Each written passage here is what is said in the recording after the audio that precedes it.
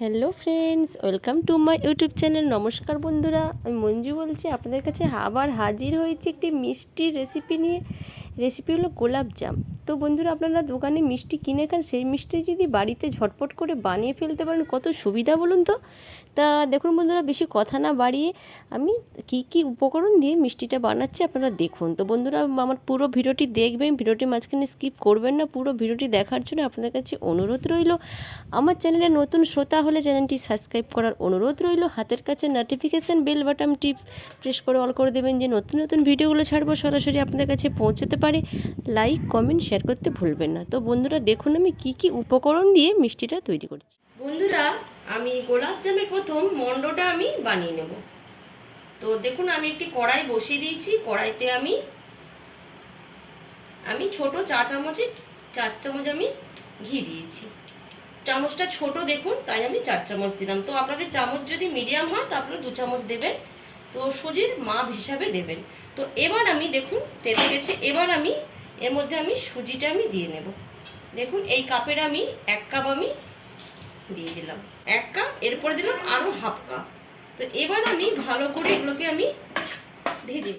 সব সময় এটাকে এইভাবে নাড়তে হবে, যেন না কোনোভাবেই না সুজিটা না লেগে যায়। আমি দেখুন এই সেম কাপে আমি 1 কাপ আমি দুধ দিয়ে দিলাম। তো আমি কিন্তু সুজি দিয়েছিলাম 1.5 কাপ, তো তার ডবল আমি দুধ দিয়ে দেব। তো আমি সুজি দিয়েছিলাম 1.5 কাপ, আমি 2 কাপ, 2.5 কাপ আমি দুধ দিয়ে দিলাম। আমার কিন্তু সুজিটা কিন্তু 200 গ্রাম, ওজনে 200 গ্রাম, আর কাপ মেপে আমি দিয়েছি 1.5 কাপ। তো সুজি হিসাবে কিন্তু দুধটা কিন্তু ডবল দিতে হবে। তো আমি সুজি দিয়েছি 1.5 কাপ, আর আমি দিচ্ছি দুধ দিয়েছি 3 কাপ। এবার আমি এটাকে ভালো করে একটা মণ্ড বানিয়ে নেব। এবার দেখুন মণ্ডটা দেখুন প্রায় হয়ে আসছে। দেখুন এই যে দেখুন কড়াইয়ের গা থেকে উঠে আসবে। এবার আমি একটি পাত্রের মধ্যে এটাকে আমি ঢেলে নেব। দেখুন এবার এটা রেডি হয়ে গেছে। পাত্রের মধ্যে আমি এবার ঢেলে নিয়ে ঠান্ডা করতে দিই। আমি একটি কড়াই বসিয়ে দিয়েছি। কড়াইতে এবার আমি এই বাটির মাপে 1 বাটি আমি চিনি দিয়ে দেব। 1 বাটি দিচ্ছি, আরও আমি হাফ বাটি দিয়ে দিলাম। এবার ওই একই বাটির মাপে আমি জল দিয়ে দেব। আমি যতটা চিনি দিয়েছিলাম সেম ততটাই আমি জল দিলাম। আর আমি একটা এলাচকে আমি ফাটিয়ে আমি এর মধ্যে আমি দিয়ে দিলাম। এবার চিনিটা ফুটে যাওয়া পর্যন্ত আমাদেরকে অপেক্ষা করতে হবে।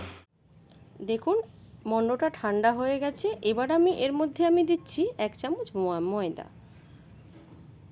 এবার দিলাম আমুলের যে প্যাকেটগুলো, 10 টাকার যে প্যাকেট, গুঁড়ো শুকনো দুধ দিলাম আমি 2 চামচ।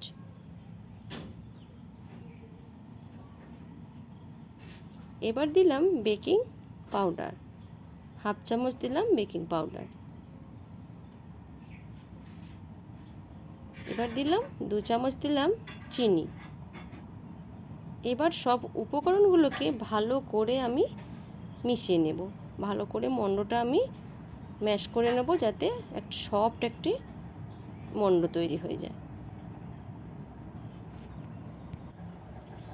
এবার দেখুন বন্ধুরা, দেখুন চিনি যে শিরাটা যে বসিয়েছিলাম, দেখুন শিরাটা কিন্তু হয়ে গেছে। দেখুন চটচটে একটু হালকা তারের মতো হয়েছে। এবার আমি এটাকে বন্ধ করে দেবো। এবার দেখুন মণ্ডটা দেখুন সফট হয়ে গেছে, যে আঙুল দিয়ে দেখালাম ওইভাবে ঠিক নরম হবে। এবার আমি হাতের তালুর মধ্যে অল্প একটু আমি ঘি মাখিয়ে নিচ্ছি। দেখুন হাতের তালুর মধ্যে এটাকে নিয়ে দেখুন এভাবে গোল করতে হবে, আর একটু চেপে চেপে করতে হবে।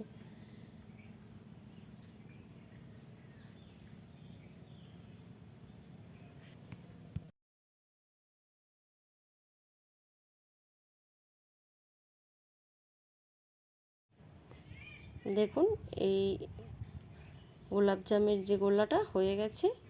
এবার আরও একটা আমি আপনাদেরকে বানিয়ে দেখাচ্ছি।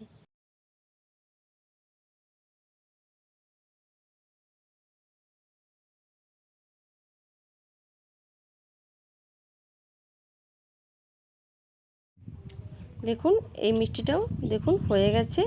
এইভাবে আমি সবগুলো আমি বানিয়ে নেব। দেখুন সব মিষ্টিগুলো রেডি হয়ে গেছে, এবার আমি তেলের মধ্যে ভেজে নেব। তেল দেখুন বন্ধুরা গরম, হালকা গরম হয়ে গেছে, মোটামুটি গরম হয়ে গেছে। এবার আমি গোলাগুলোকে আমি ছেড়ে দেব।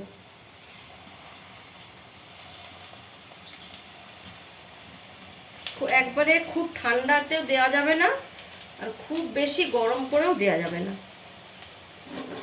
দেখুন ওপিটটা হয়ে গেছে, এবার আমি এটাকে হালকা করে আমি নাড়িয়ে দেবো। তো গ্যাসের বাতিটা আমি খুব বেশি কিন্তু বাড়িয়ে রাখছি না, কারণ খুব বেশি বাড়িয়ে রাখলে উপরটা কিন্তু রং এসে যাবে আর ভেতরটা হবে না। তার জন্য আমি তেলটা প্রথম গরম করে নিয়েছি, তো খুব বেশি ধোঁয়া ওঠা গরম নয়, মোটামুটি গরম করে নিয়েছি। দিয়ে আমি বাতিটা কিন্তু আমি কমিয়ে দিয়েছি। এবার আস্তে আস্তে এটা ভাজা হবে।